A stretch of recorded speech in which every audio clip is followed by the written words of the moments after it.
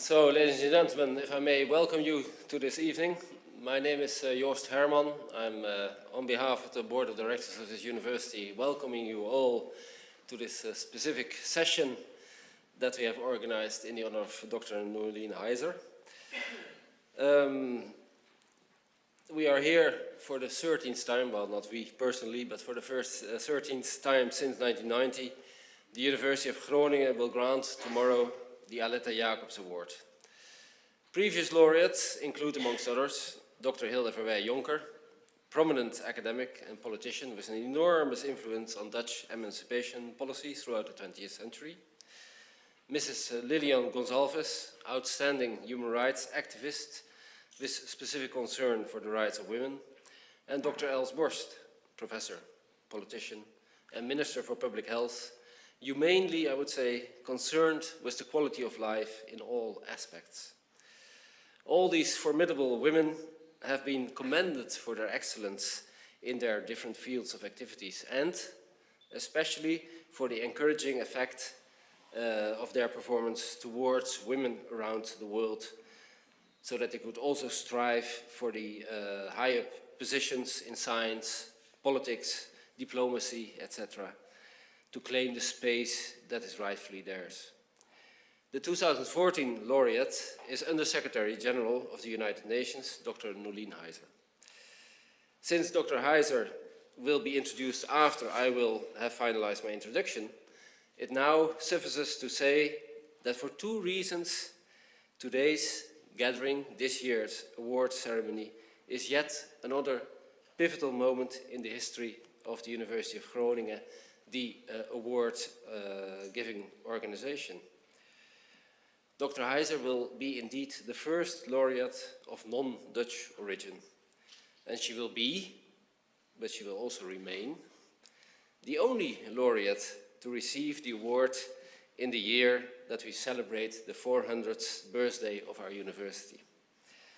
What better choice could the award committee have made than Dr. Heiser, representing through her employer, the United Nations, international togetherness, global social responsibility, common concern for the sustainability of our world, but most of all, representing herself for the gifted person that she is.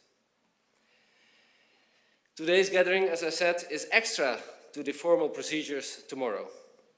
Honors College students have, in cooperation with the Honors College and my Institute Globalization Studies Groningen, organized a more informal setting to get to the core of who Dr. Heiser really is.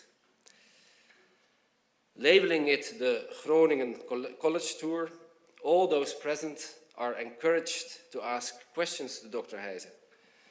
Labeling it the Groningen College Tour, of course, resembles a more better-known format, which is truly a way to get to the core of the person that is being questioned. All those present today are encouraged to ask questions to Dr. Heiser on her career, on her motivation, the hurdles that she has encountered, and the challenges that she faces. Well, basically on everything. But the organizers have urged me to tell you that this should be done in a kind of semi-structured way, meaning that spontaneity is absolutely encouraged, but should be timed properly, of course. Therefore, you have found some information pinned to your seats to know what kind of generic categories of questions will be dealt with consecutively in which your questions may fit. So as a kind of procedural rule, we would like to ask you to raise your hand whenever you have a question so that somebody with a microphone can approach you so that you can be heard by the full audience.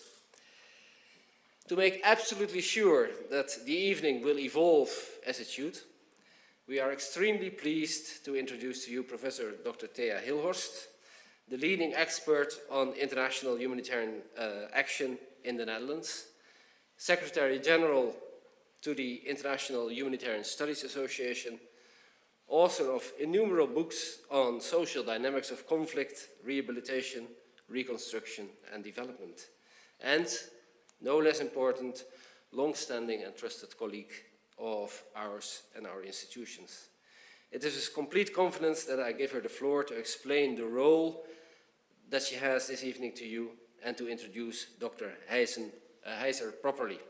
But before I do so, I would like to thank Marloes Fiet from Globalization Studies Groningen and the Honors College students involved who have organized this evening. Thank you very much.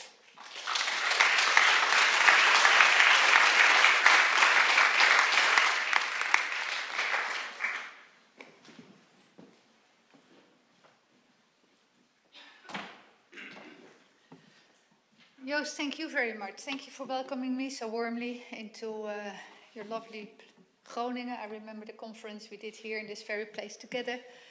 And I'm very pleased to be here with you. We are going to have and enact what we call in the Netherlands a college tour. And I don't know if you're familiar with it. You might have seen it on television. And it's all about our guest of honor tonight. We're going to interview her, all of us together.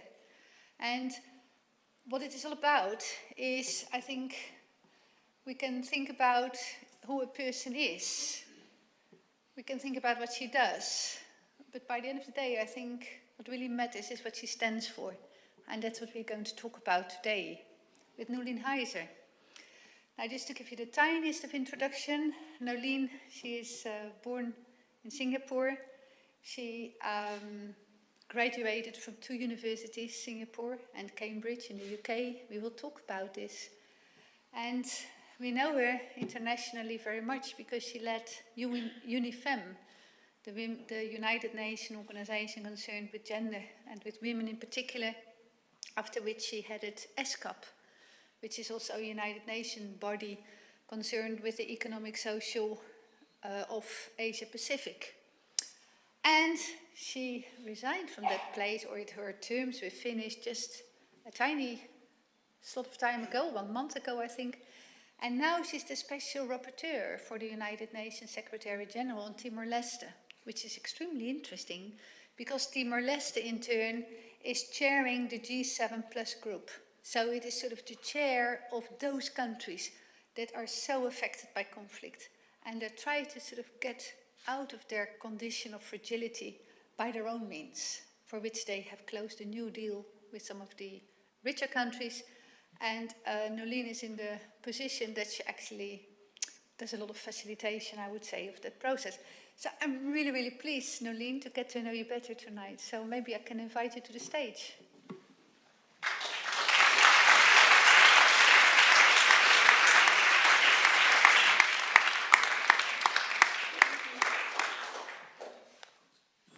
Good evening, everyone. Good evening. Nolien, it's lovely to have you here. And I thought perhaps to break the ice. I don't know if it's for you an icebreaker, because I don't know if you like to talk about when you were a child, but just to start sort of from the very start, maybe you can tell us, you do come from Singapore, isn't it? Mm-hmm. Can you tell us something about the family that you grew up in? Mm-hmm. And what your family life as a child has taught you that is still so relevant today. Thank you, Thea. But before that, let me say thank you to the honors students who organized this, to Leonard and Arjun and your team. A big thank you. And Professor Haman, thank you for organizing this as well. And all of you for being here. Well, I was born in Singapore at the time when the country came to an end of the Japanese occupation. So basically, I was born just after the Japanese occupation. So it was a post-war child. But it was a country that was also, at that time, it wasn't quite a country yet, but at that time, it was struggling within the framework of the anti-colonial struggles that were trying to establish independent nation states. So obviously, in the context of a post-war situation, plus a situation where people were struggling for independence, you had a situation where you have both resistance, but you also have solidarity. So most people at that time, because Singapore at that time is not the Singapore that you know now, so it's almost like 60 over years. So it was a place where many of the superpowers or the big trading powers would actually go there, and it became like the place where they would put their migrant workers for the plantations or for the tin mines of the region. So they would bring the migrant workers there, and then they would can distribute it. So it was like an entry and entry port for both trade, both in services, but also for labor. So, but also it was a place where it attracted a lot of talents, traders, and various skilled people, and so on. So very quickly, my family came from two streams within that type of a context. My father actually had a Dutch burger background from Ceylon, believe it or not. So it was the 17th century Dutch that migrated out to the Indies and to the Indonesian islands to Ceylon. So their family intermarried, and then they shifted up to Calcutta.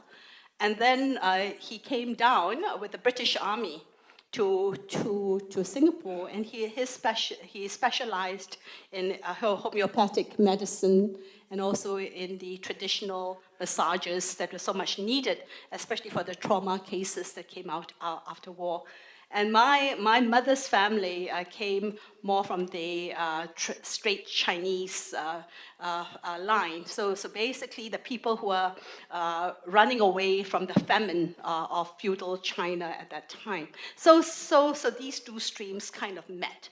So anyway, to cut the story short, I spent the early part of my youth, unfortunately, not in a most comfortable position. I actually grew up in some of the poorest areas.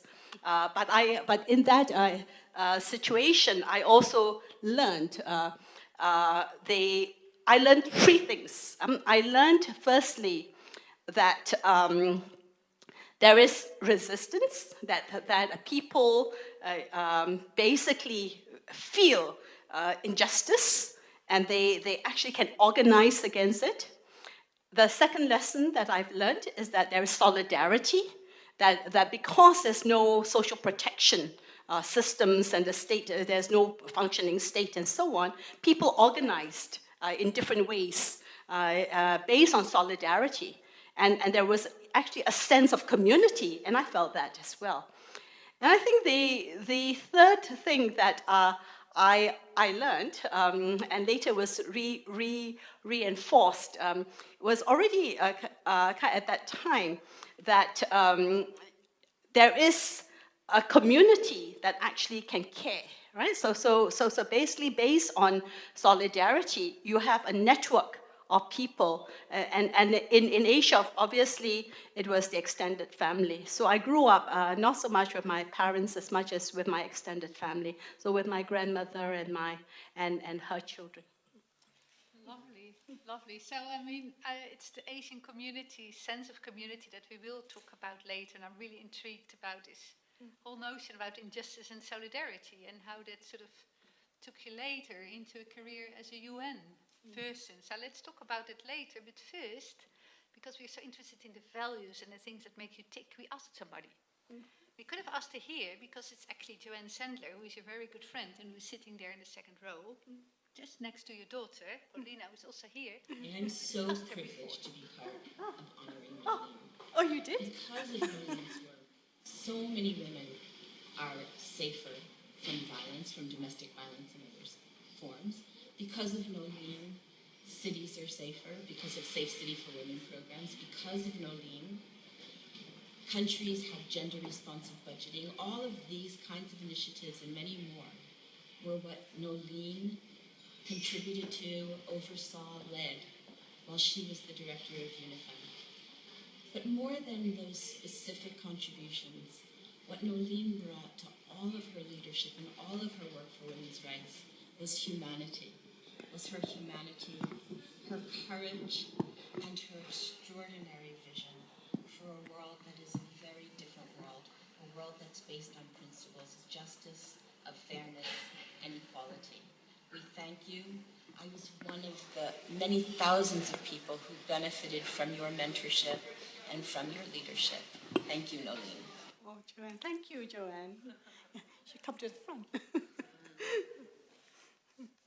Isn't this wonderful? Yes. And isn't it also so very consistent with what you've just been telling us, you know, where you came from your very small child to talking about injustice, about solidarity. And then we ask almost 60 years later, we ask one of your friends, and that's the very word she uses. So there's this consistency about what you believe in, which is really stunning. And one of the things that I got stuck with when I saw this little bit of film is that it's about humanity, it's about courage, and it's about vision. And then I was thinking when I listened to it, I thought we always use the word humanity. But what does it really mean to you when you talk about, when you make humanity such a core value of your life? What does it mean? Well, again, I think that actually the most formative years are your young years, right? And there are things that basically leave a big mark on you. And I must say that in the community that I was growing up, the one thing that struck me was that I saw people working extremely hard, right? But they could never really get out of poverty because of their work. And that has always bothered me, that how much risk people take in work, and they could not get out. And so most of them were actually in the informal sector, they were in the casual sector, they were never paid enough. Many of them were still like in a bonded situation, and so on. So for me, being when people say that, and I always believe that one has to really reach the core of your humanity. And for me, what that means is that we actually have to create a world where people can live and can work in human dignity. What does it mean to be human? And how do we fulfill our human potential? And how do we actually allow human creativity and talents to flourish? And the worst thing which you can do, I mean, the worst form is, of course, slavery, right? But you have a whole range. You can have unsafe working conditions. You can have conditions of work that actually make it so makes you sick through work, rather than allow you through work to support decent families and to have decent lives and so on. So basically, the type of work that we generate in the world and across countries in the world, for me, is extremely important. But I also realized that it's not just work; it's actually conditions of living. What rights do you actually have to actually change some of these conditions? So I was so for me that is humanity, is human dignity. Thank you. Is there somebody who wants to ask something at this point already? Is there some burning questions? Yes, go ahead. Maybe you don't go ahead, you wait for the microphone. I would also love you to tell us your name before you start to launch a question. Yeah. Okay, sorry. Hi, my name is Renee. You told us about the background of your parents, but could you tell us a bit more about what they were like as people and how that perhaps shaped you as well in your later life? All right. Well, actually, to be honest, I never had a chance to know my mother because she died very young. And I told you the conditions of life there were extremely difficult. Yeah. So I didn't know my parents, but the people that shaped me, say, for example, was my grandmother. Right. So my grandmother. She actually was not an educated person. She never went to school. She didn't even speak English. But what she did was that she instilled in me the value of education because she didn't have it. Right? And she instilled in me the value of education. And then, and also, she was an extremely wise woman. I mean, I learned so much from her. You know, even the whole issue of sustainability. Don't take from the next generation what they need. You know, take just what you need, but make sure that there's enough for the next generation. So they are always like thinking intergenerationally. Even at that time, the sacrifices that were made were. The sacrifices were made in such a way that the next generation had a better life. And obviously, I did have a better life because I believed in education, and I worked extremely hard to get myself educated so that I would have a voice. And also because then I could also play the type of then my outrage didn't become grievances and frustration, but it had somewhere to go, and I was able to be helped to become a change agent in the process as well. So can you tell us something more about this, Nolene? Because we're really interested. Most of the people here are students. Like, from where you were at the time, also as a girl, how did you get on Singapore University? And how normal was it for somebody of your background, being a girl too, to get into a university like that? Yeah.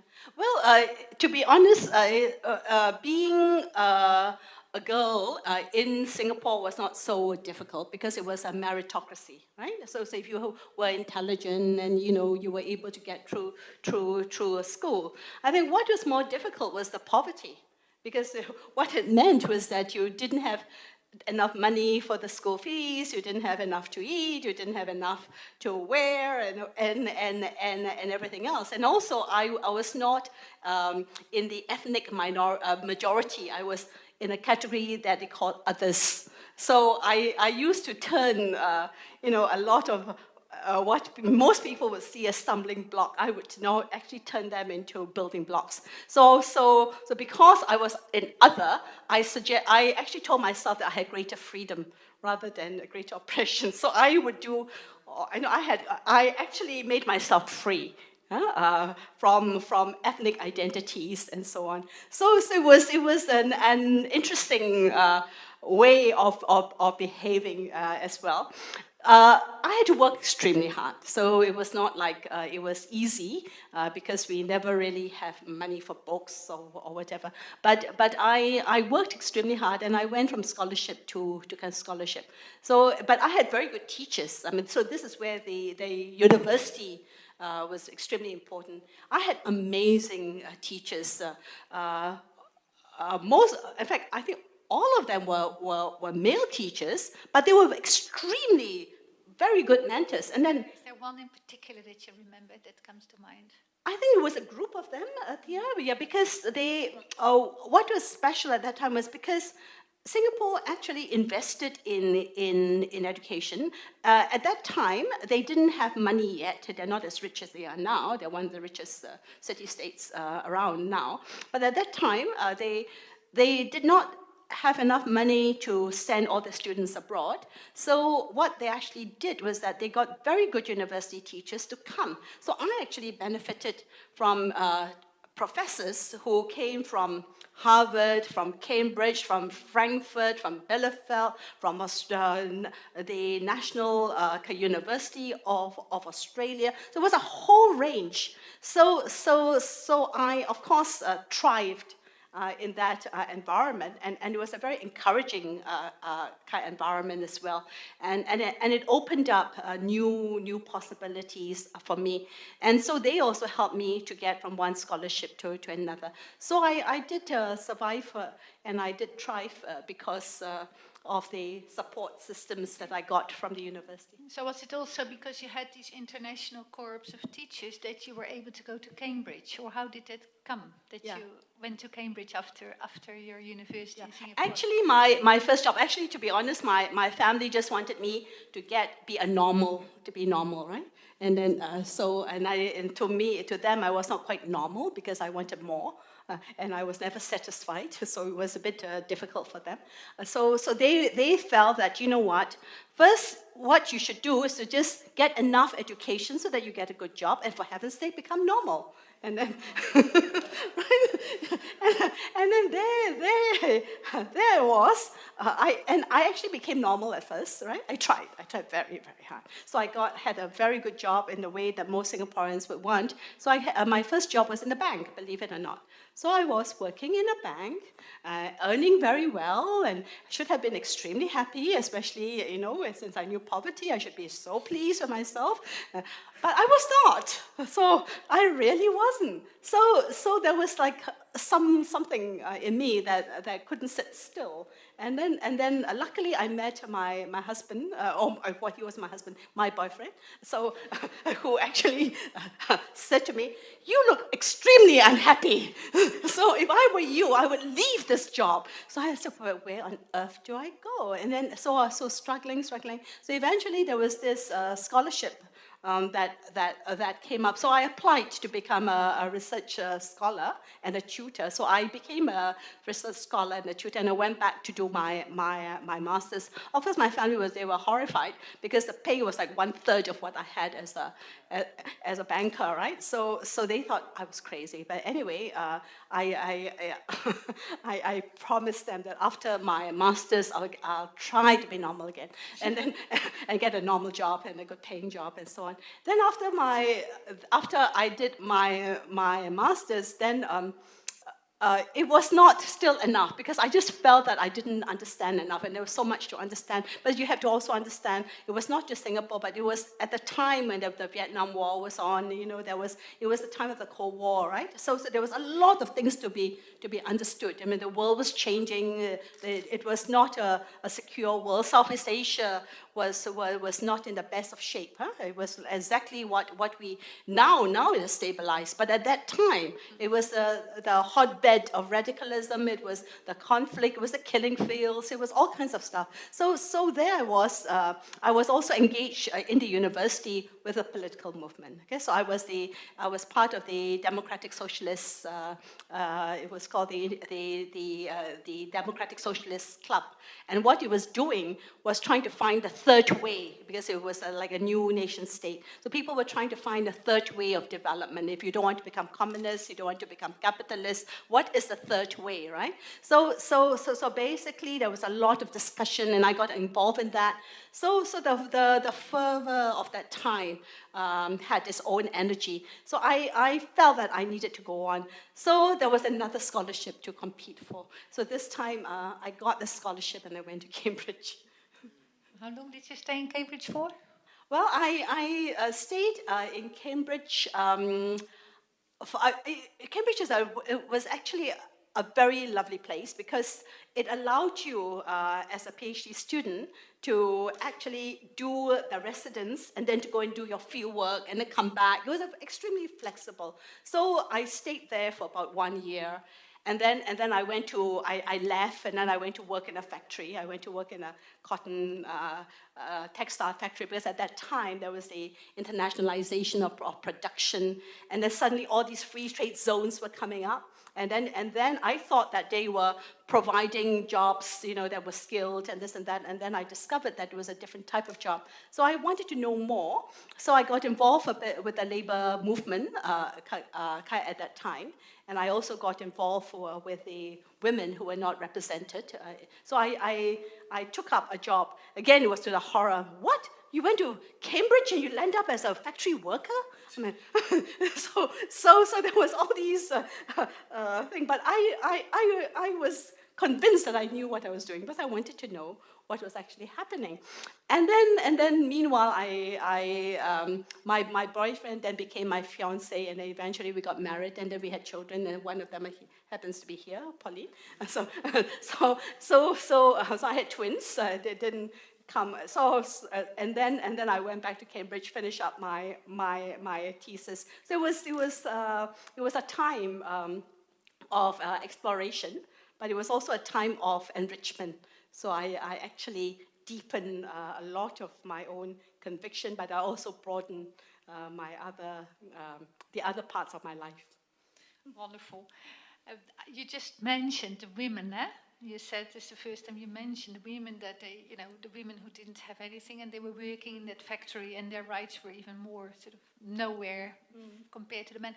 Is that what woke you up, so to speak, to feminism, or what was it? Because now you are known as a major feminist, and that's not, you don't think of, Southeast Asia as the breeding ground of feminism, isn't it? Yeah, true. Yes, dear. I think you put your finger at that. But I never like started off, like I'm going to be a feminist, right? I mean, you actually grew with it because you see, what fed me was a reality from the ground. So I witnessed what was happening in the free trade zones, but I also had actually my aunt, one of my aunt, my grandmother's daughter, she was actually she actually started a string, the network of women's schools from Malaysia all the way down to Singapore. And later on, she left that and she went to the plantations. So she helped a lot of the plantation workers. And so I went to assist her with some of the plantations. I went in and visited her and so on. So I got to know all the different conditions of living of people who are marginalized, if you like, from the main, or were people who were less visible on policy tables and people who were less, basically their reality wasn't really discussed very much. So eventually, I obviously picked up on many of these issues. And then when I went over to Cambridge, I still didn't see myself as a feminist. I think it was much later, maybe at the Institute of Development Studies and also at the International Labour Organization, where at that time, people were looking for case studies because they were trying to understand what was happening in people's lives. And the International Labour Organization actually suddenly became very interested in my work. So I was actually very surprised that they were interested. But it was very nice because they paid me. So I did a lot of pieces for them. So I did work on plantations. I did the factory workers. I did the migrant workers. So in a sense, that started us. And then they used these networks, they brought other people in. So I then realized that there was a whole network out there, people from Europe, people from Africa, from Latin America, and I came from Asia, that were trying to look at what was happening, not just to women's work, but also to women's lives. And then so one thing led to another, and then I just felt that, well, if there's a term, so feminism for me came very much from the ground. Wonderful. I just wanted to tell you there's some water because we keep you talking quite a lot. Sorry. Is there a question at this point? Yes, go ahead. And introduce yourself, please. Hi, my name is Koen. I'm a third-year international relations student. You just talked about feminism and how you grew into it. I was wondering, what exactly do you feel is so special about the contribution of women on an international level, or in a what do they have that makes it so special? Well, yeah. Could I just turn that question around? Do you ask what happens to the men or the boys who for the same reason? Yeah.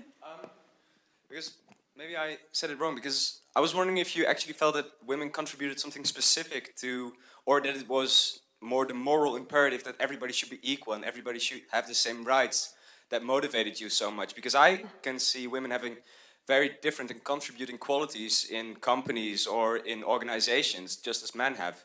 But there are also people who say, well, it's about men and women should be equal. That's a moral imperative that we should focus, and that's why they become feminists. So I was wondering how that was for you. Well, I believe that all of us, as human beings, have the right to fulfill our full potential, and that we should be able to participate. The problem is that there's a lot of discrimination. If you look at the amount of discrimination that existed to keep women away from public spaces or from even shaping their societies in which they actually live. And yet their societies are shaped for them. I think a very good example is actually looking at the fact that, take Afghanistan, okay? Or even Pakistan, where girls are shot because they want to go to school, right? So unless you actually establish the fact that all human beings are equal, right? You are going to have these categories. Why can't people be slaves? Why can't people be kept away from school? How dare you go off to school because you are a girl? So and obviously, all situations, social, economic forces, environmental forces, they shape our societies, right? And all of us have different experiences. And at the end of the day, it's a shaping of a common future, of a common future. And each one of us will have a role to play in shaping that future and come with different perspective. So I think at the end of the day, you need to have the collective leadership of the best of humankind, and they are both men and women. Nolene, at the same time, I think the question is also about the specific qualities. And I'm also curious how you look at it, because indeed there are people who say as long as women are represented just for the sake of it. But there's also women who say actually women leadership constitutes something different. Yes. What do you think? Yeah. Okay. All right. So let me move from UNIFEM now to SCAP. Okay. So SCAP since SCAP. So let me explain what SCAP is. So SCAP is the largest, is the United Nations Economic and Social Commission for Asia and the Pacific. So it's the largest of the United Nations Commission. And these regional commissions were established after World War to help the countries that were coming out of colonialism to establish their economic foundations. So SCAP was created, and then in fact you had people like even Kaiguna Midal, who did this Asian drama, who came out of the regional commission and to work on it and so on. So they were all looking at the development forces. They were all very engaged with the economic situation of the countries and so on. Then somehow I became the first woman to head the commission since its founding in 1947. Okay, so for 60 over years, there was all men. There's nothing wrong with that, except that what did they do to the commission, that the commission became ossified and almost non-functional. Right? So eventually, to bring the dynamism back, Secretary General asked me to take over the largest commission. So I worked extremely hard, and then I got the commission at the time of the financial crisis in Asia. And I also came at the time when the moment I came in, there was the saffron revolution in Myanmar. All the monks were protesting and so on, right? So great. And then after that, I had the largest floods in Thailand. And then I had the breakout of the political violence and so on, right? So it was not like the easiest situation to handle. But you asked me the other question of the how. But I want to say that after I was the executive secretary for 6.5 years, and today is seen as one of the most dynamic economic commission. And I think the main reason was that I was able to nurture the institution back. To nurture the institution back, to coach, to have the patience of coaching, but also the courage and the daringness to hold the leaders into account. And I think not so much, I think it is not just me as a woman, but it's also me as an activist, right? Yeah. It was me who knows the movement and who knows where to go, what to do, and daring to kind of do it, and taking the risks, but calculated risks, to get the things going. And I also have a clear vision and a direction in terms of what Asia should be doing, because rising Asia cannot be an Asia where there's so much growing inequalities, and it cannot grow in the same way. It cannot be growing at a time of, when the ecosystems are also fragile and this and that. So there was a lot of rethinking. And nobody dared to hold our leaders to account. And I brought heads of states. I brought them all to the same table across the diversities, all kinds of stuff, and actually made the thing work. So I think a lot of it people say is because maybe I do it and then I do it with a smile or I do it with whatever, but I do it. But whatever it is, and then also I think knowing the realities and UNIFEM trained me very well, by the way, because we had to work against the grain. So it was not like I thought that if we have resistance, it was a problem. I think I just felt that something was wrong if people did not resist. It means we didn't touch the right thing, right? So until you somehow knew what to do and so on. So I think that all that helped, and also my different sense of what leadership is. Leadership for me is not, because there were a lot of male dictators in the region, and concentration of power and this and that. So, but for me, I believe very much in collective leadership. So I also believe in the empowerment, because the whole agenda, the women's agenda, is an empowerment agenda. It's really empowering the ground, building constituencies. It's really opening up space. It's really involved. It's really the emphasis is on citizens' engagement. So in a sense, that fermentation helped a lot. Thank you. There's so many things, leads that you're giving us to talk about, and I really encourage you to all think about your questions that you want to raise. But for now, I would like to sort of move to a tiny film that is here, that sort of displays some of the things that you have been involved in, and this concerns the actually work that was done by UNIFEM in Rwanda after the genocide. Yes. So I'm going to try to switch it on. There it comes.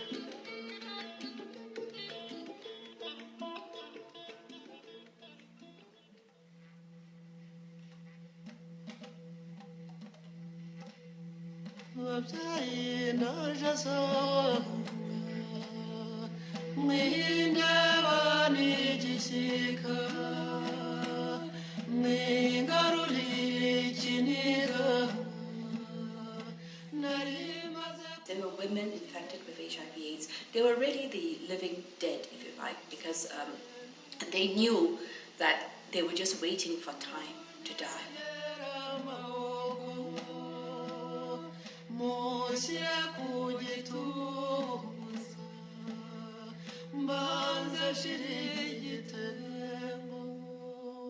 There were women who talked to me about literally watching a whole family being slaughtered.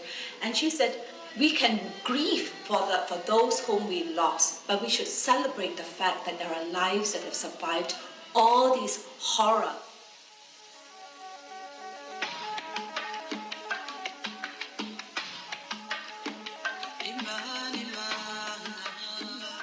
I asked them, how can I help? And they said, we have no money. There is no justice. What we need would be economic resources so that we can live. So I just felt these are such proud people. The last thing they need is charity. So I asked them, what do you make? What do you create? And when they brought me these baskets, I almost broke into tears.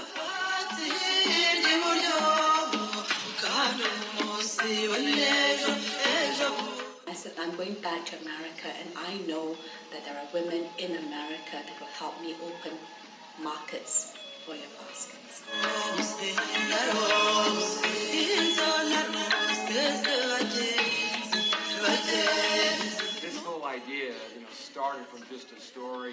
started from an idea and has turned into a real business, and a business that has tremendous potential to us and I think to your country. And if you were looking for a unique gift that gives back, check out these homemade baskets. They were made by women who survived the genocide in Rwanda. They're beautiful baskets. They're being sold actually at Macy's Herald Square and Macy's.com. It's an amazing opportunity for these women. This is an opportunity to create jobs and create work and create income.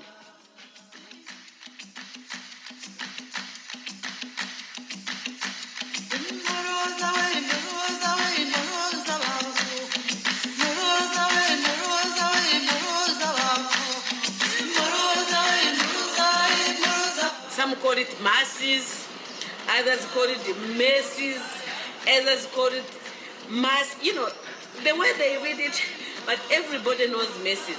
Every weaver knows messes because we tell them who is the buyer is.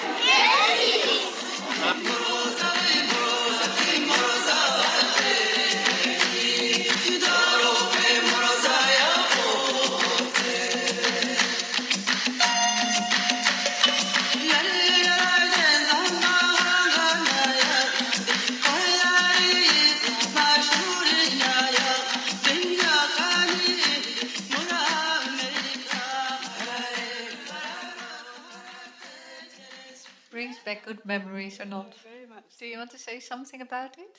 Well, actually, the first impact. Nobody wanted me to go and visit the women who were suffering from HIV/AIDS. So most of the women whom you saw weaving these baskets, they were basically victims of rape. And they were infected intentionally with HIV/AIDS, and so they were dying. Right? So, but I was amazed when I listened to them. We spent hours talking. It was like the last group I visited as the executive director of UNIFEM, because at that time our approach in Rwanda, and we actually succeeded, was we were training women to become parliamentarians. So I think most of you know that Rwanda had the highest number of women in parliament. And also we actually, they were able to change laws, including inheritance law, including access to land, and became farmers because most of the men were killed and so on. So they were very much involved with the food security situation. But this group, this particular group, they were like totally marginalized, even from the mainstream of the recovery process.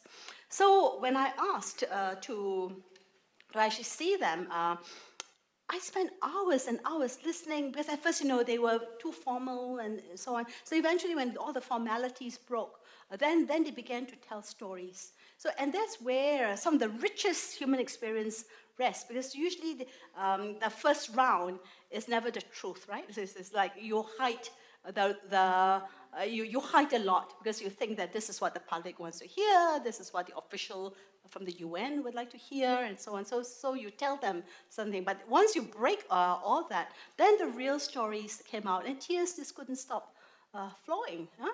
And then towards the end, after listening to all the stories, I said, my goodness, but you're from the Hutu tribe, you're from the Tutsi tribe, and you're all living together, you're bringing each other's children up, and then you're weaving together and so on. So that night, we create the idea of the peace basket, we actually created a niche, said this is what peace must be if you're going to rebuild trust. You have to work across communities. You have to try and heal the hatred. You have to be able to do all kinds of things. And they actually said to me, these are no longer, we don't even ask, are these Hutus children or Tutsi children? They are just the children, our children.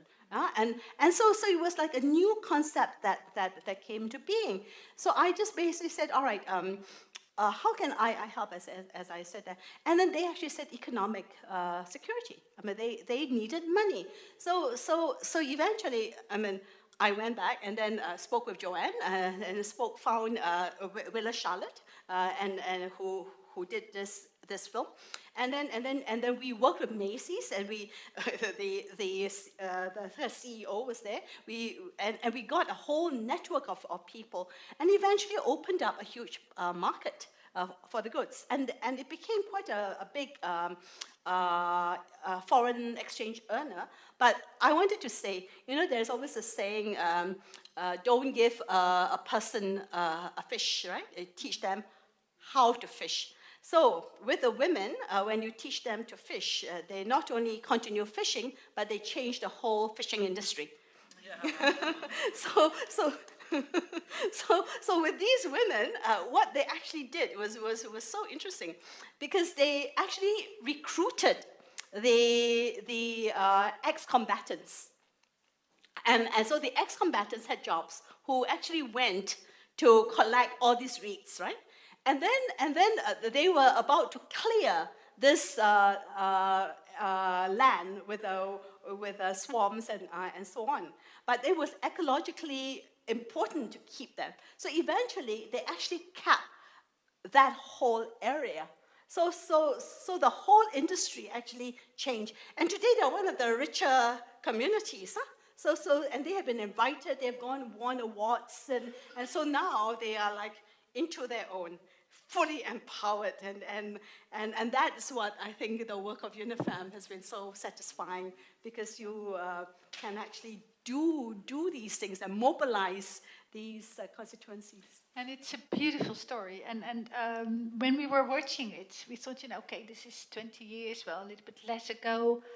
And people today, the students of today, they also get this other image of the United Nations, as perhaps, asking perhaps questions about the credibility of the United Nations today. So I wanted to invite, I don't know, is Sander van Ginkel here? Yeah, would you mind to ask a question about it? Because you framed it beforehand, so maybe I can give the mic to you and you can ask Nolene something about what you think, or tell her first what you think of the United Nations and ask her about it. Thank you. No, it's not what I think, but it's easy nowadays to get this impression of the United Nations as a fancy talking shop, but well, not really acting when it should act, like Syria. What is your opinion on this? Mm-hmm. Okay, when I first came back to the United Nations, I went to New York as an executive director of UNIFEM in 1994. And there was a big discussion on the reform of the UN. And I remembered that someone, I won't say who, but a foreign minister, described the United Nations in this way. He said, this is an organization whose ideals are made in heaven. Because it was the ideals and the principles of the UN and the UN Charter came after the Second World War, when people had enough of war and they wanted a more secure, peaceful future, right? And the fact that there's no world war after the Second World War, a lot of it has been because of all the multilateral work and the diplomatic work that indeed has been going on. But he also said, if it has its ideals made in heaven, unfortunately, the bureaucracy is made in hell. So the whole thing is that it has 193 member states, all with diverse interests and so on. But you have different UN. So what I want you to understand is that the United Nations consists of its member states, some of whom are more progressive and others less. Right, but it has diversity, but it also has a secretariat, and it has staff, it has funds and programs, and it has specialized agencies. So there are many different types of United Nations. I frankly don't really bother so much that it is a talk shop, because it's better to talk than to fight. But it depends on what is it you talk about and what happens after the talk, right? Right? So talking, because if you talk, you're in discussions and you're trying to create a common understanding and so on, and it's better that than not listening, able to understand.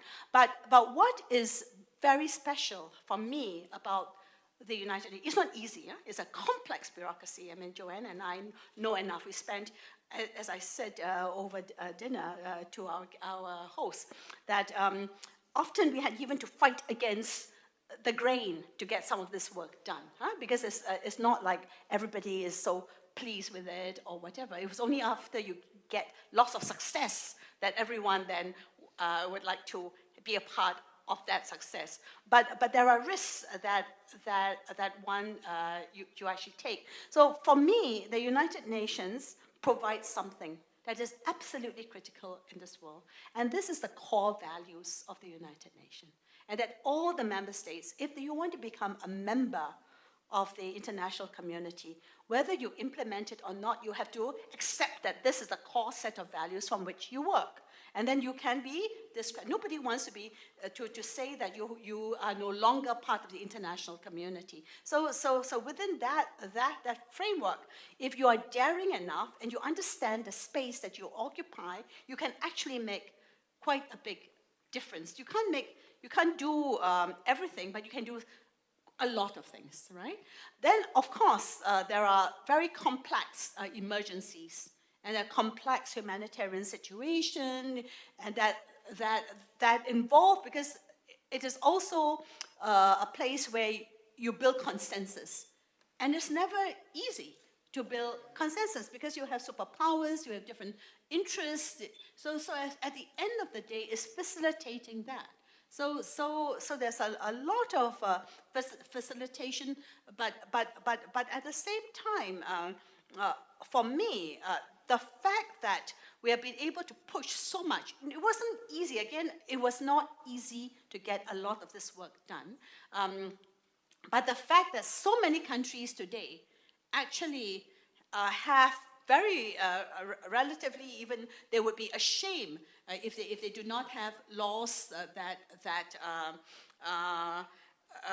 make it problematic. I mean, laws against violence against women, right? So even issues like that once upon a time was seen as a private matter, became state accountability, became an issue where the state have to be accountable for. So it's really building state accountability for many things. So I think for all that, I have spent a lot of my professional life in the United Nations. So I don't think the bureaucracy has been made in hell, but I think the bureaucracy has been made from complex interplay of member states.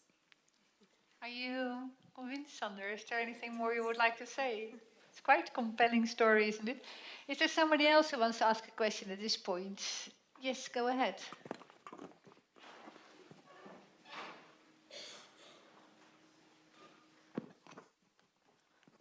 Thank you. I'm Romy, and I have a question about what I call women quota.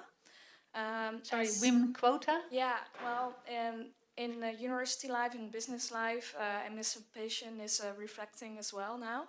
And this is resulting in this rule that at least, for instance, 25% of the professors should be women. Do you think that this rule is necessary and helpful in emancipation? Well, actually, the percentage that came out from the Fourth World Conference on Women was 30%. Yeah, and the main reason was that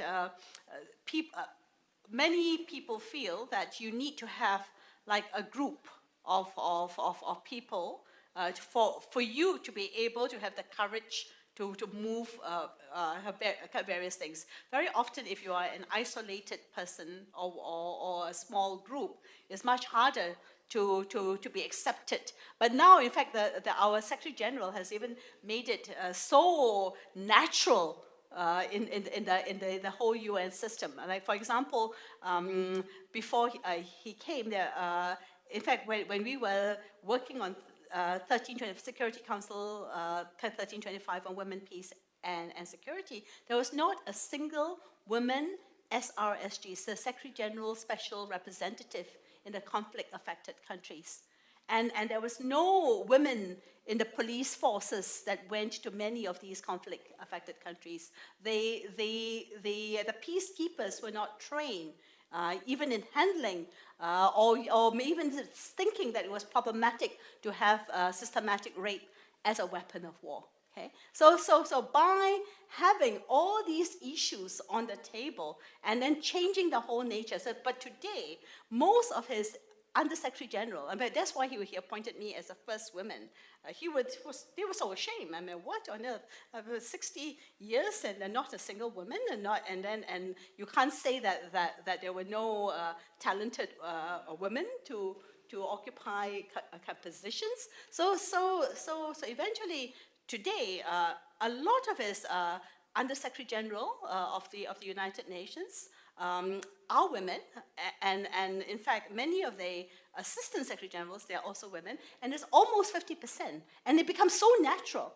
It becomes so natural, and we are not dealing with just issues that are gender specific. Like I'm handling the economic and social issues of Asia Pacific, right? But then you have women running, for example, the whole humanitarian OCHA is run by a woman Undersecretary General. UNDP is run by an Undersecretary General, and these were all first-time appointments. Huh? So in a sense, I think the more people get used to the fact that you have a population of both men and women to choose from, I think the much richer we are as a human community.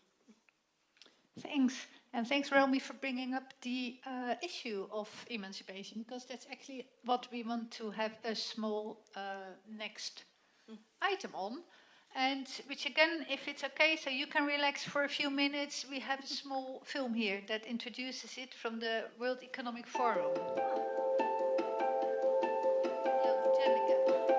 What can be measured can be addressed. That's the point of the Global Gender Gap Index. We're trying to understand how countries are empowering women economically, politically, how much access they have to health, what kind of education they're receiving, regardless of how rich a country is or how poor a country is, how equitably are they distributing the wealth and the opportunities that they do have between women and men. The world has closed 96% of health gaps, 93% of education gaps, 60% of economic participation gaps, and 21% of political empowerment gaps. Out of the 136 countries that we cover, Iceland comes up at the top and Yemen at the very bottom. Iceland has closed over 87% of its gender gap, whereas Yemen has only closed about 50%. The Nordic countries once again perform extremely well, with all of them falling in the top 10. The Philippines, South Africa, and Lesotho are three emerging markets that make it into the top 20. Out of the BRICS, Russia comes up at top, followed by Brazil, China, and India towards the very bottom of the rankings. For some countries, the improvements are being driven by decreasing wage gaps. For others, it's being driven by greater numbers of female ministers. So we provide detailed country profiles in the report that point to where each of those changes are coming from. There are two tracks to gender equality in the world. They're the set of countries that are near the top that have closed health gaps, that have closed education gaps. In fact, some of them have reversed education gaps. The next frontier of gender equality depends on how they facilitate the division of labor at home versus the division of labor at work, and how quickly women are going to enter positions of economic leadership and political leadership. For countries that are towards the middle and towards the bottom of the rankings, there's a lot of work to be done getting girls into primary, secondary, tertiary education for some countries. For others, while they've started to close the gaps on health and education, the next steps are about getting more women into the workforce. The good news is we are making progress, but very slowly.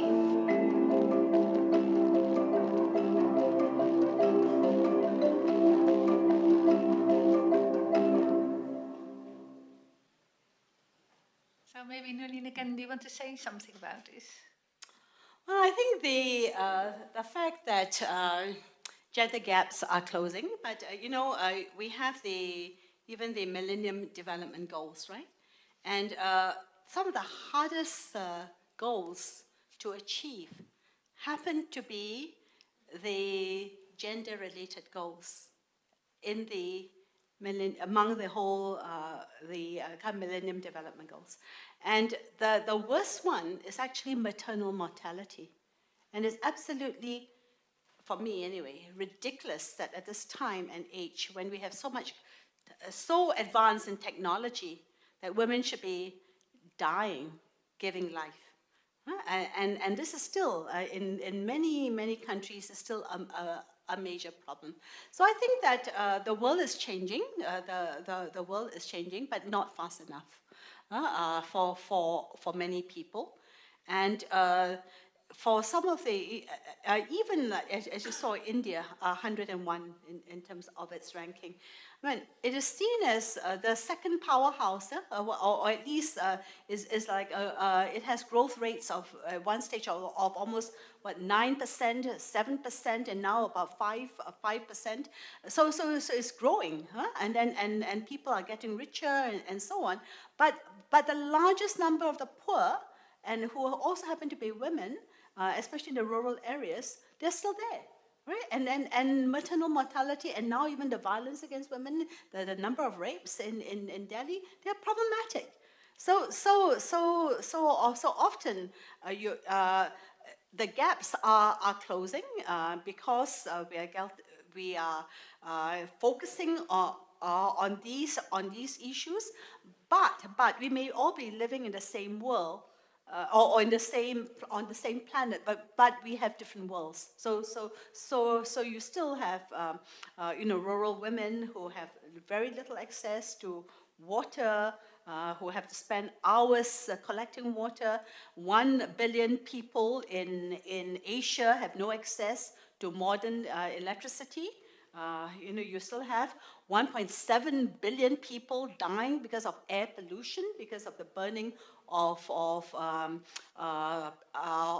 wood, and as well as fuel that is not very healthy.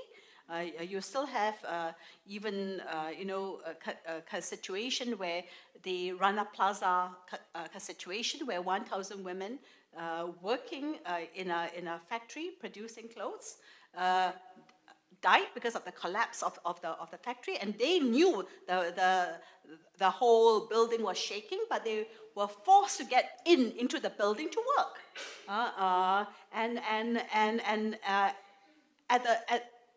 they were threatened that if they did not work, they would lose their jobs. So one can talk about gender gaps closing, but for people like me, I mean, believe you me, I don't think I have a gender gap, because I now feel that, with education, so you have different types of women. So in some areas where you're given, you can actually live very good lives, richer, decent lives. So those are the people with good jobs, like me, people, with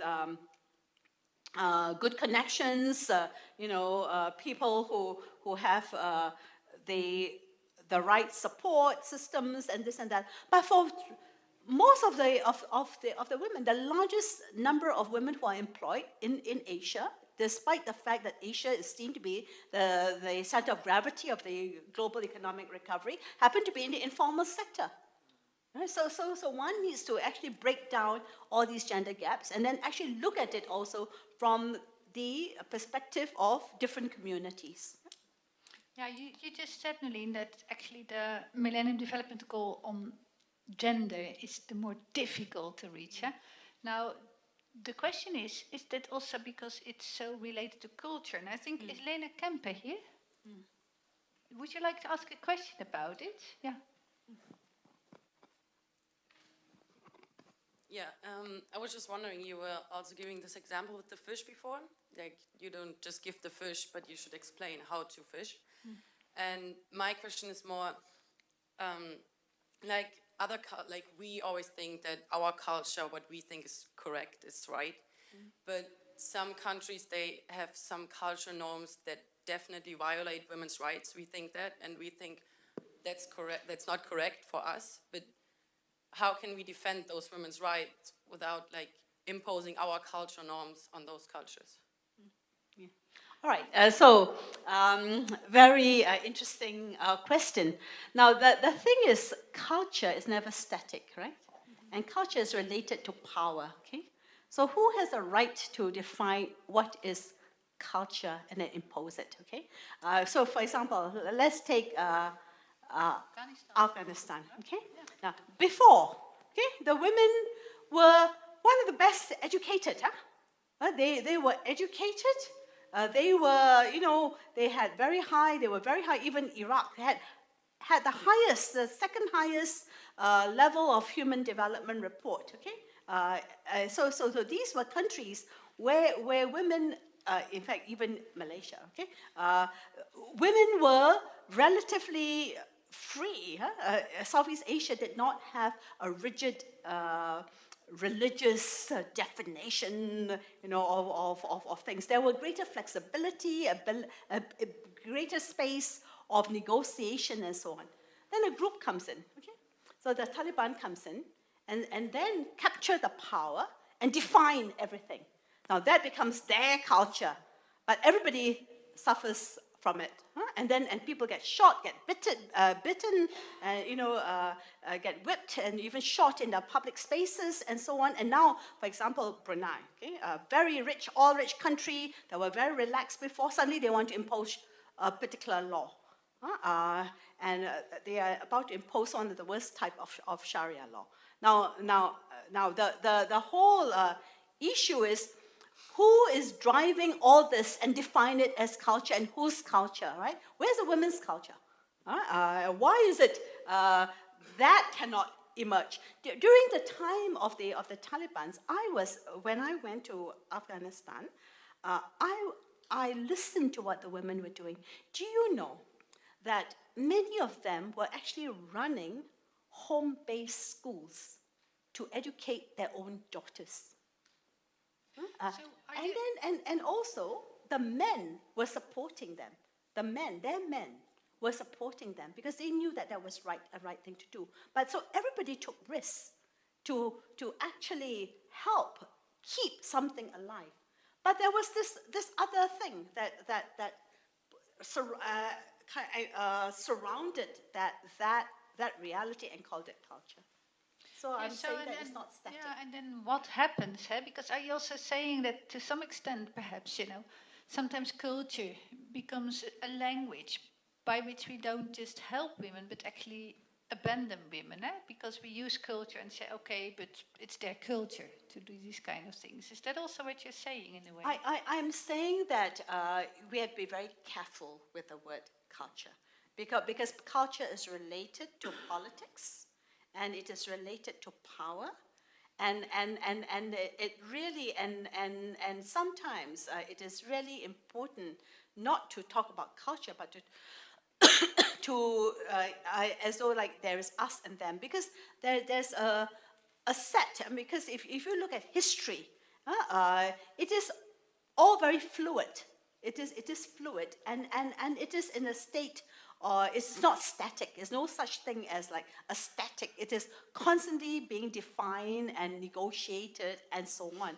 And I think that if you take away freedom, that's why the Charter of the UN, that's why I'm still in the UN, is because I love the Charter. Because the Charter, at the end of the day, is saying, we the peoples, and we the peoples have to live in larger freedom.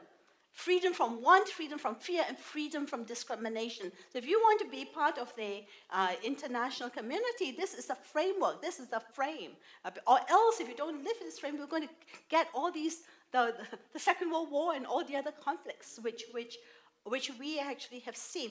I'll give you one very good example. I was in Iran before they began to open up.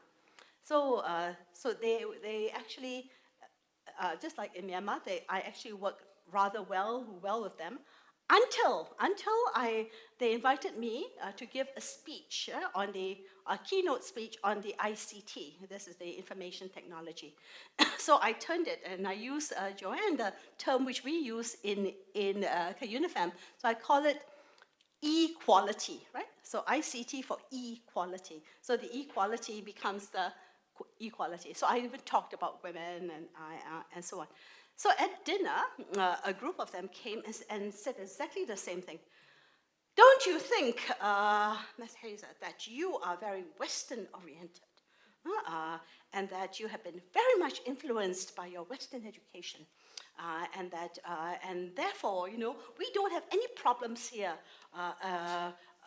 with equality. All our women are very free, and look, they are all here.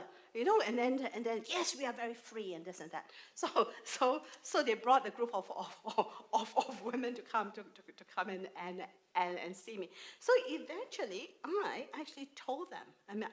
They were very, very nice at dinner, and then I basically told them. I said, firstly, are you a member of the United Nations or aren't you? If you are, this is the culture, the international culture that we're talking about. And you were also part of the negotiation of this culture. And so this is not questionable.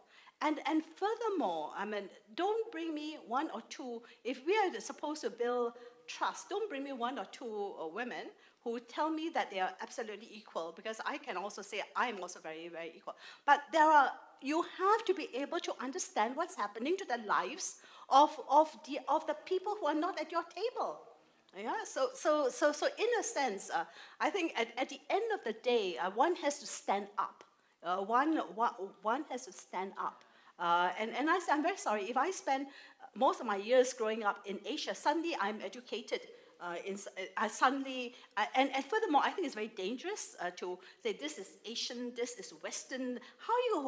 I mean, I told you my family came from the West, got it all integrated into Asia, and then Asia got integrated into the West. I think the lovely thing is the fact that there is humanity in its diversity, but also evolving and interacting and so on. And I think for human society, because our planet's getting smaller and smaller and smaller, and everything is so interrelated, we have to try to prevent this divided world that is actually increasing in its division. And it tries to divide itself in terms of religion, in terms of ethnicity, and it's extremely dangerous. It's extremely dangerous because then you have us and the other and all kinds of stuff. So I think we need to find something that helps us build that human foundation. And the more we find a place of doing that, the more important it is. Yeah? So we're actually wonderfully going back to the core theme that we started with, which is the core theme of humanity and human dignity. And solidarity. And that brings me to the questions around leadership, because things are not just, inclusivity of development is not just happening all by itself. Now, there was somebody who had sort of prepared a question about leadership, and I was wondering if Lisbeth Muda, are you still here? Are you here? Would you like to ask something? You had a very intriguing question about leadership.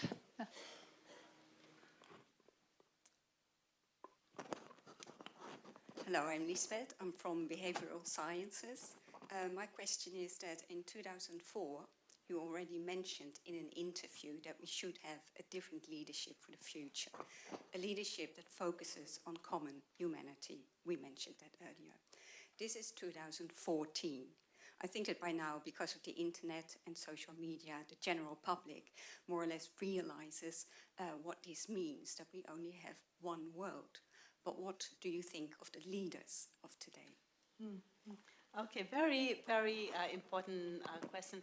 I actually think... Sorry, because the two of you know what you're talking about when you say leadership on common humanity, but I'm not sure if everybody is that aware of what it is. So maybe you can start explaining what you mean by the term, because it's your term in a way, yeah?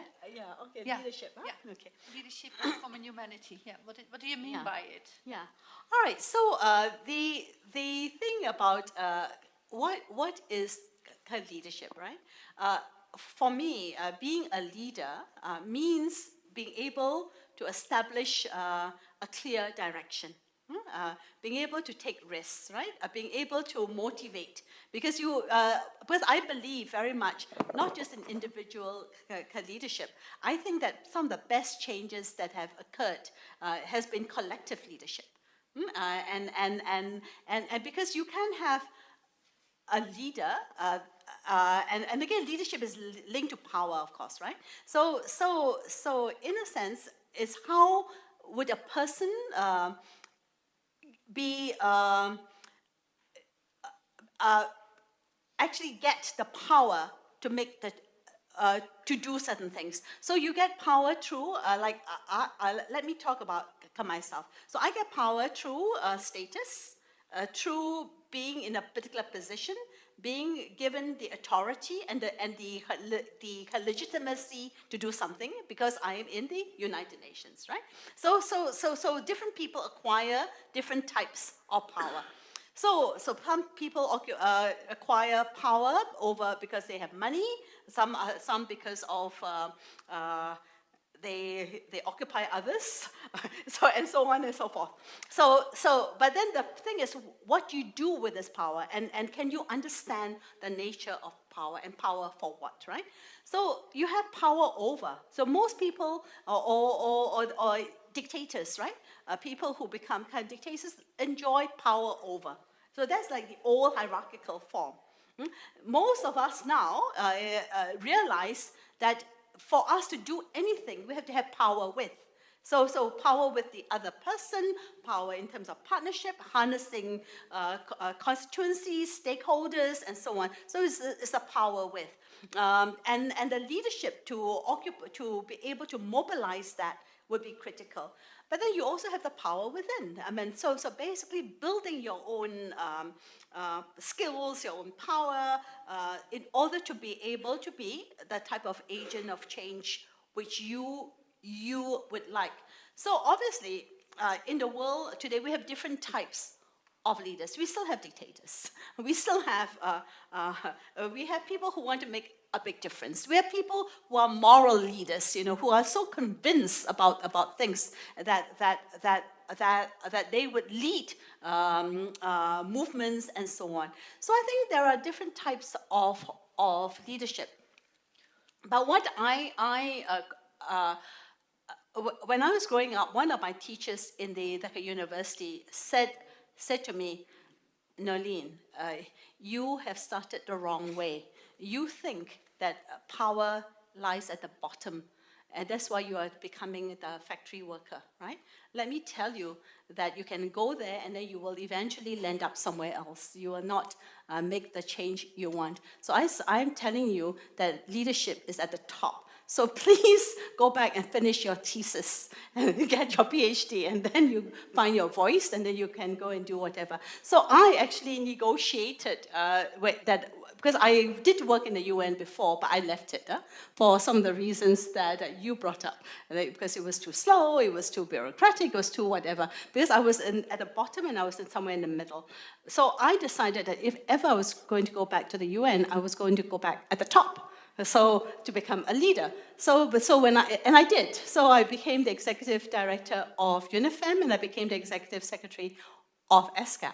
So, but with that, you can actually mobilize. You can actually set directions. You can develop strategies. You can leverage all kinds of things, because the UN give you the power, and you can become a leader in the UN system. So I think in each one, you can become a leader in the academic field, you can become a leader in business, you can become a leader. And so there are many different types of leaders all over. You can become a leader of the women's movement, which I also was. You can become all kinds of different kind of leadership. So I believe that everyone is a leader in different ways, and we don't really have to just wait for the leader who is politically or who have really reached the very top. But what we need to do is to actually hold some of these people with very high power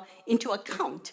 And I think that this is precisely what is important, is to be able to balance power so that there is accountable power, so that as many people as possible could actually benefit. And you talk about common humanity, Thea. The thing is that increasingly we have a situation where we are living at a time when we have the largest amount of wealth in the world. Countries are, especially in Asia now, they are like the center of gravity of the economic recovery. They're growing very fast, they're getting very rich. Some of the largest growth of billionaires happen to be in China and so on. But the point is that we are growing with greater inequalities, and we are growing unsustainably. We are threatening many of the ecosystems. So if we are going to look at common humanity, I think we need to be able to grow together in a way that makes sense, which means that there has to be shared prosperity. It cannot be concentrated just in the few.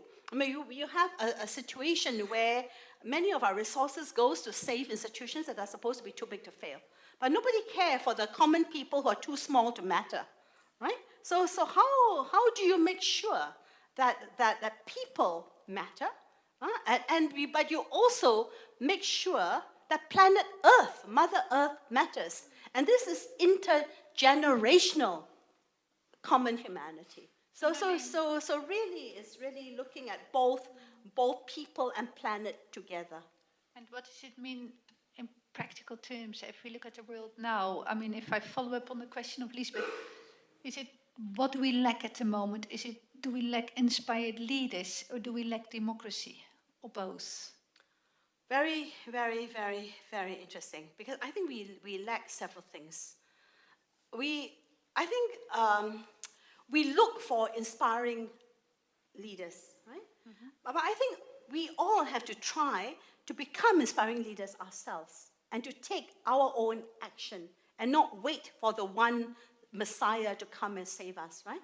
So in a sense, we need to really, because we can find it in so many ways, and we can become inspirational ourselves. We can inspire ourselves to take on a certain action. But definitely, I think the decision-making process, I think there's lack of accountability and governance in some of the most difficult areas. Look at what has happened in the financial sector. The lack of proper global financial governance led to the financial crisis, right? And then and people don't really know what to do. Yeah? And therefore, that type of accountability system. So I think accountability and putting systems in place would be very, very, very, very critical. So having the right people, having the right systems in place, but also the right constituency. I don't believe that, even though I'm working in the UN, that institutions by themselves have a tendency to be accountable. I think you need to have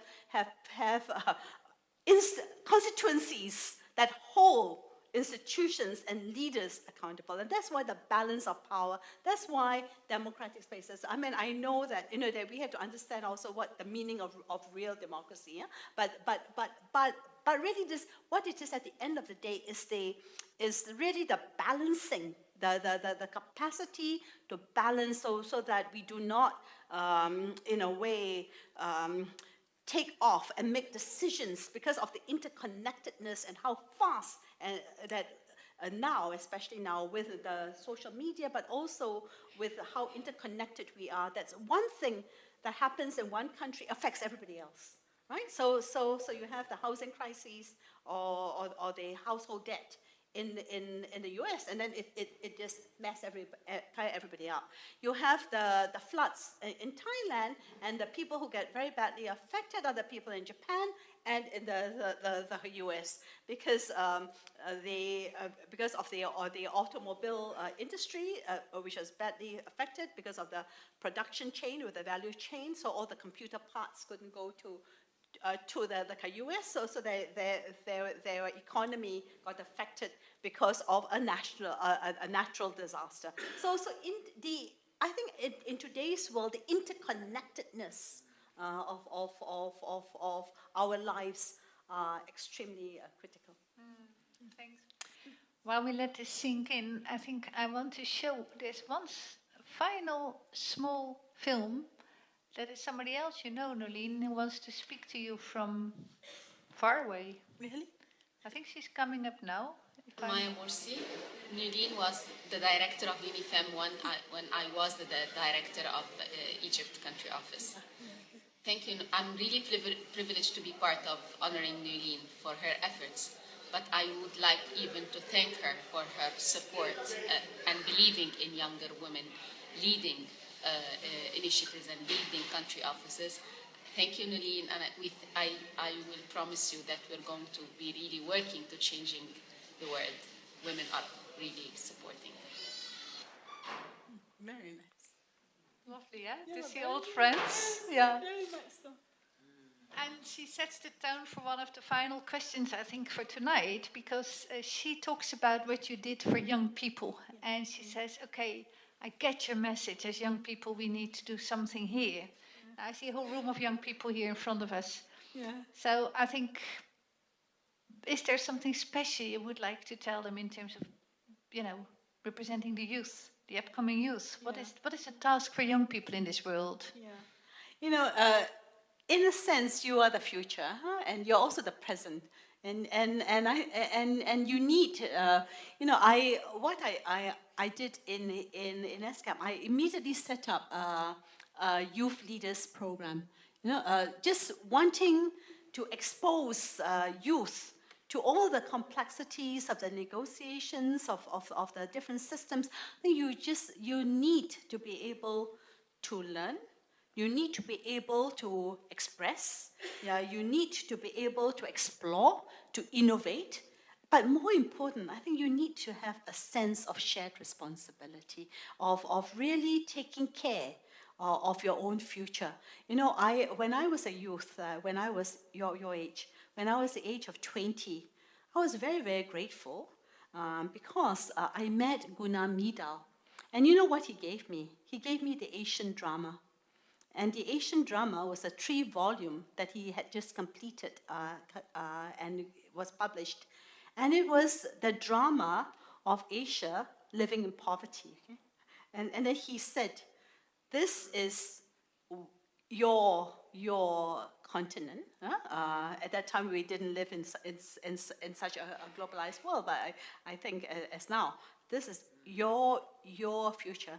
And I read it. I read his work. But the way he ended, he said, the future of Asia currently, from where he sat and the research he did, was bleak because it was affected by conflict. It had the feudal systems. It had all the. It did not allow people to innovate. It did not allow people to grow and so on. But then he actually ended by saying, the future is in your own hands. The drama isn't over. You need to find the next script, and you need to forge your next journey. And I just want to say that to all of you as well, because in a way, the world now is not just Asia or Europe or whatever. The world is in your hands. The world, you have the world in your hands. You have to imagine of the future in which you would like to live, and the future that you would like to bring your children up in. And you shape that world from where you are, and you learn the skills and develop the friendships and the bonds that make that possible. And I wish you the very, very best, and thank you for tonight.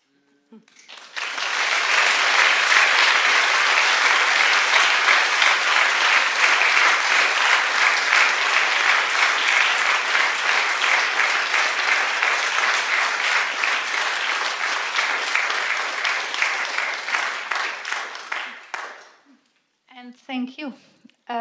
Before I hand over to, I think Lotje is going to give the final words of this evening. I sincerely want to thank you as well, Nolien. And I would just love to have the opportunity to ask all and every one of you here in the room what you will take home from tonight. I mean, what is the thought that is now in your mind? It's something that you want to take home, to nourish, to do something with.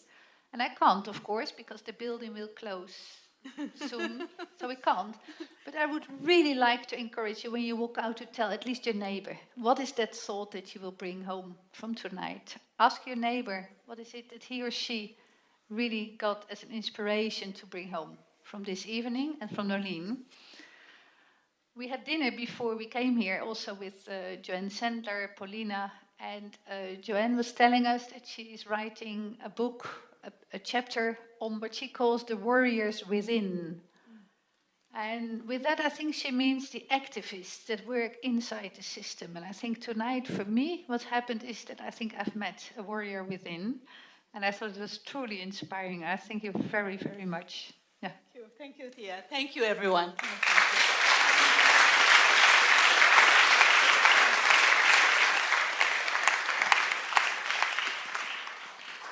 On behalf of the organization of this night, I would like to thank you all for being here.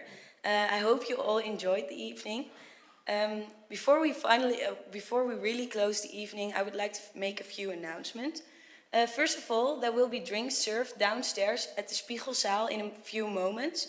On your way out, you will all get 2 coupons for free drinks. Secondly, I would like to ask the winners of the meet and greet to stay in the aula until everyone is left. If you are interested, there's the possibility to go to Aletta Jacobsen musical tomorrow night. Tickets to this musical will be available at the back of the Spiegelzaal. That's the room where the drinks will be served. And last but not least, I would like to thank everyone again for being here. A report of this evening will be posted online at our website, www.rugge.nl/collegetour. Finally, I would like to give our special thanks to Professor Hilhorst and Dr. Heiser. In my opinion, you really made this evening to a great success, so I'd like to thank you very much. And we have some flower stuff here.